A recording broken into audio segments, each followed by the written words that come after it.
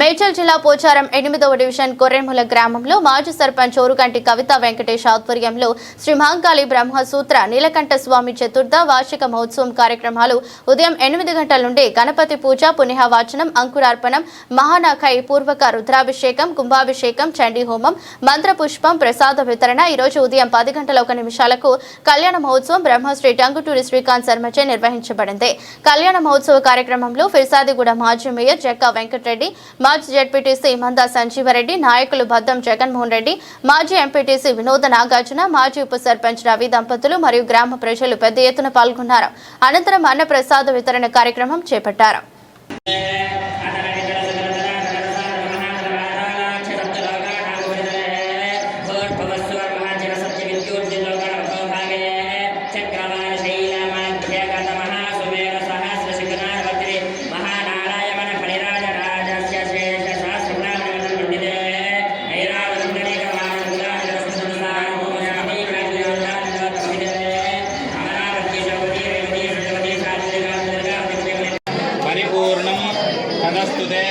అనేన ఆచరిత చతుర్థ వార్షికోత్సవ కర్మణి లీలా కళ్యాణ మహోత్సవ అనంతరే ఏతత్ఫలం శ్రీ పరమేశ్వర అర్పణమస్తు. స్వామివారి పాదాలకు వేసి తెలియక చేసి పోయిన సంవత్సరము నుండి మేము పూజలకు వస్తున్నాము. మేము అనుకున్నది ఈ సంవత్సరం అయ్యిందండి. చాలా మహిమ గల అమ్మ, ఏదనుకుంటే అది జరుగుతుందండి. మేము వచ్చే సంవత్సరం ఒకటి అనుకుంటున్నాము, అది కూడా అవుతుందని అనుకుంటున్నాము. అమ్మవారి ఏది అనుకుంటే అది అవుతుంది. అమ్మవారు పూజలు కూడా ఆషాఢ మాసంలో 4 వారాలు శాకంబరి పూజలు చేసినామండి. చాలా మంచి మహిమ గల అమ్మవారండి. చాలా మంచిగా అనిపిస్తుందండి. నీలకంఠ బ్రహ్మసూత్ర మహంకాళి అమ్మవారి కళ్యాణోత్సవం ద్వితీయ 4వ సంవత్సరం బ్రహ్మాండమైనటువంటి కళ్యాణ మహోత్సవం జరుపుకున్నాం. ప్రతి సంవత్సరం ఇదే విధంగా జరుపుకోవాలని పెద్దలు, మా తోటి సభ్యులు, ఉప సర్పంచ్ కానీ, ఎంపీటీసీ కానీ, మా ఊరు ఉన్న సభ్యులు, మాజీ సభ్యులు కానీ, ఊరు పెద్ద మనుషులు కానీ, గ్రామ ప్రజలు కానీ ఎల్లవేళలా సహకరిస్తున్నారు. చాలా సంతోషం. కొంచెం కష్టమైనా సరే కానీ బ్రహ్మాండంగా అమ్మవారి కళ్యాణం జరుపుకున్నాం. ఏమైనా కొన్ని కార్యక్రమాలు కొంచెం ఇబ్బంది అయినా సరే కానీ చాలా బ్రహ్మాండంగా అవుతాయి. ఎందుకంటే ఇటువంటి కార్యక్రమాలు జరపాలంటే కూడా కొంచెం కష్టపడవలసి వస్తుంది.